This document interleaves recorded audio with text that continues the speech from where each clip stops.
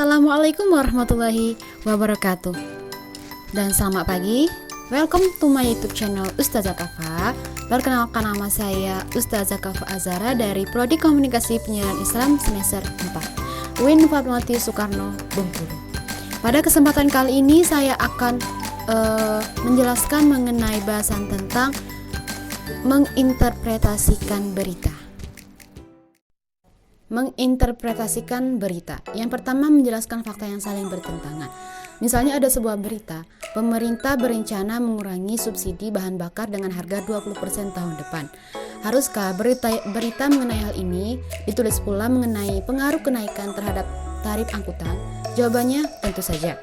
Karena menurut nalar yang wajar, tarif angkutan yang menggunakan bahan bakar akan mengalami kenaikan dan masyarakat akan membatasi kegiatan bepergian yang tidak perlu. Apa pengaruhnya terhadap harga barang-barang produksi pabrik akan mengalami kenaikan. Tetapi terbukti kenyataannya tidak demikian. Perusahaan angkutan kota ditetapkan oleh pemerintah daerah untuk tidak menaikkan harga. Alasannya karena kenaikan harga bahan bakar tidak akan menyebabkan perusahaan angkutan menderita kerugian. Dan karenanya juga tidak ada alasan untuk menaikkan jumlah setoran pengemudi kendaraannya.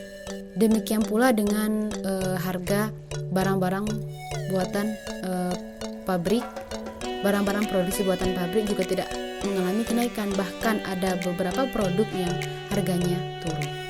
Nah, diharapkan pada fakta-fakta yang saling bertentangan ini, maka wartawan pun berada dalam posisi untuk menulis sebuah tulisan interpretatif yang memaparkan mengenai pemahaman tentang keadaan ini kepada khalayak. Kenaikan harga bahan bakar ternyata tidak berpengaruh terhadap harga-harga barang maupun tarif angkutan kota. Lalu pertanyaannya, mengapa semua kejadian itu tidak seperti yang diperkirakan? Berdasarkan fakta-fakta yang berhasil dihimpun, seorang wartawan harus mampu untuk menjawab setiap pertanyaan yang timbul di kepala setiap orang. Apa itu artinya? Reportase interpretatif juga seringkali menjawab pertanyaan, bagaimana kejadian itu bisa terjadi? Mungkin sang wartawan terus menulis untuk menunjukkan bahwa betapa keadaan ekonomi dalam masyarakat tidak berpengaruh oleh kenaikan harga bahan bakar minyak. Jika yang pertama tadi mengenai menjelaskan fakta-fakta yang saling bertentangan, lalu yang kedua ini ada dibutuhkannya pengetahuan yang luas. Nah, membuat sebuah berita interpretatif itu tidaklah mudah. Untuk itu dibutuhkan pengetahuan yang luas dari berbagai bidang dan juga kerja keras untuk mengikuti perkembangan. Misalnya, contoh berita interpretatif mengenai kenaikan harga bahan bakar. Tadi diangkat dari bidang yang sudah diakrabi wartawan. Ia sudah berpengalaman selama 15 tahun di berbagai liputan termasuk perindustrian dan transportasi hingga membuat ia menjadi seorang yang pakar.